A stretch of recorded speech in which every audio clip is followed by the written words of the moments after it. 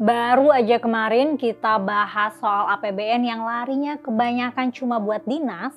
Sekarang ada berita lagi nih teman-teman soal penggunaan uang rakyat buat bayar tunjangan pejabat-pejabat kita nih. Presiden Joko Widodo baru aja nerbitin aturan hak keuangan dan fasilitas buat pejabat nih.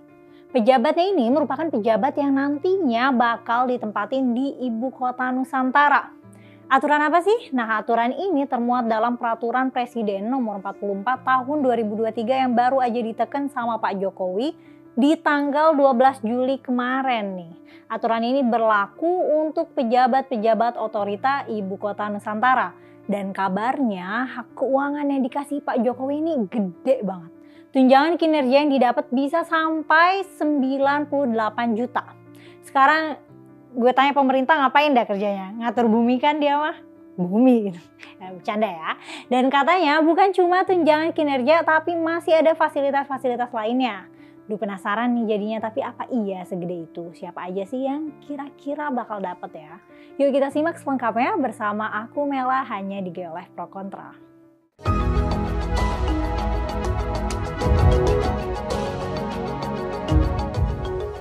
Ibu Kota Nusantara yang letaknya di Kecamatan Samboja dan Kecamatan Sepaku, Kabupaten Penajam Pasar Utara, Kalimantan Timur, sebentar lagi bakal selesai nih. Diperkirakan mega project ini bakal selesai di tanggal 17 Agustus 2024 mendatang.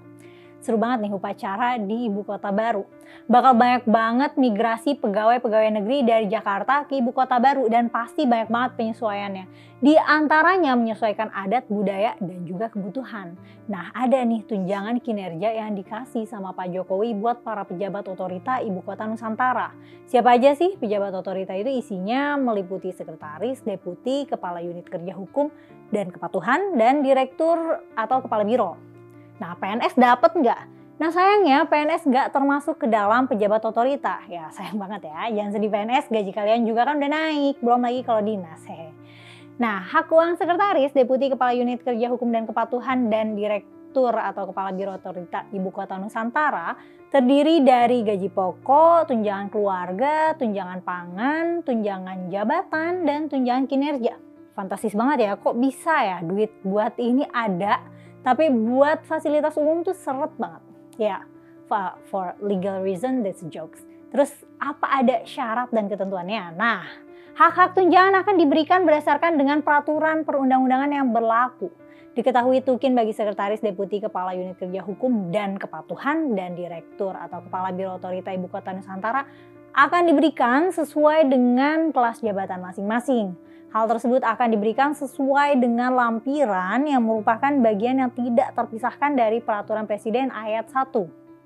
Kelas jabatan yang akan diberikan tunjangan kinerja yaitu kelas jabatan 14 atau direktur atau kepala biro otorita IKN sebesar Rp62.672.646. Lalu ada kelas jabatan 15 atau kepala unit kerja hukum dan kepatuhan IKN mendapat Rp67.480.566. Sementara kelas jabatan 16 atau deputi IKN memperoleh sebesar Rp82.814.888. Dan yang terakhir kelas jabatan 17 atau sekretaris IKN mendapat tunjangan kinerja paling besar yaitu Rp98.152.220. Peraturan itu juga ngatur soal fasilitas bagi pejabat IKN Nusantara. Fasilitas ini terdiri atas fasilitas biaya perjalanan dinas, fasilitas jaminan sosial, fasilitas perumahan, fasilitas transportasi, dan juga fasilitas lainnya sesuai dengan ketentuan peraturan perundang-undangan. Hak keuangan dan fasilitas tersebut diberikan sejak tanggal pelantikan. Hak keuangan dan fasilitas itu akan dihentikan jika yang bersangkutan berhenti atau diberhentikan dari jabatannya sesuai peraturan perundang-undangan. Ya kalau aku sih nggak bakal berhenti ya kalau tunjangannya segitu. Tapi meskipun pembangunan ibu kota Nusantara merupakan proyek penting, beberapa pihak mungkin juga mempertanyakan prioritas penggunaan anggaran negara. Mengalokasikan dana yang besar untuk tunjangan kinerja pejabat ibu kota Nusantara, terutama dalam jumlah yang mencapai puluhan juta rupiah, bisa menimbulkan kontroversi mengingat masih banyak sektor yang membutuhkan perhatian dan pembiayaan lebih mendesak, seperti pendidikan, kesehatan, dan infrastruktur di daerah-daerah terpencil. Tunjangan kinerja juga harusnya dihubungkan dengan kinerja yang baik dan kontribusi nyata terhadap pembangunan ibu kota Nusantara.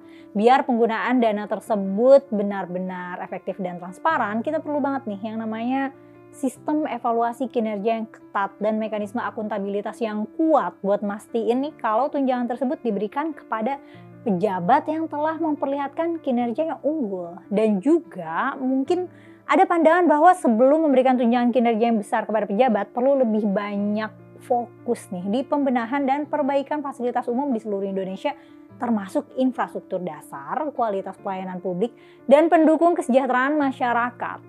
Keputusan tentang tunjangan kinerja dan fasilitas bagi pejabat ibu kota Nusantara juga harus lebih transparan dan disertai dengan partisipasi publik yang lebih luas. Penjelasan yang jelas dan komprehensif mengenai penggunaan dana publik yang signifikan ini penting untuk mempertanggungjawabkan tindakan pemerintah kepada rakyat. Ya soalnya kan duit kita yang dipakai. Nah gimana nih teman-teman? Setuju gak tunjangan mereka itu dinaikin atau mending lihat dulu aja deh kinerjanya nanti baru evaluasi lagi? Tulis pendapat kamu di kolom komentar ya. Makasih sudah menonton sampai selesai. Jangan lupa untuk subscribe Geo Live biar gak ketinggalan konten terbaru kita. Like dan share kalau dirasa manfaat. Aku Mela pamit undur diri dulu ya. Sampai ketemu di video selanjutnya.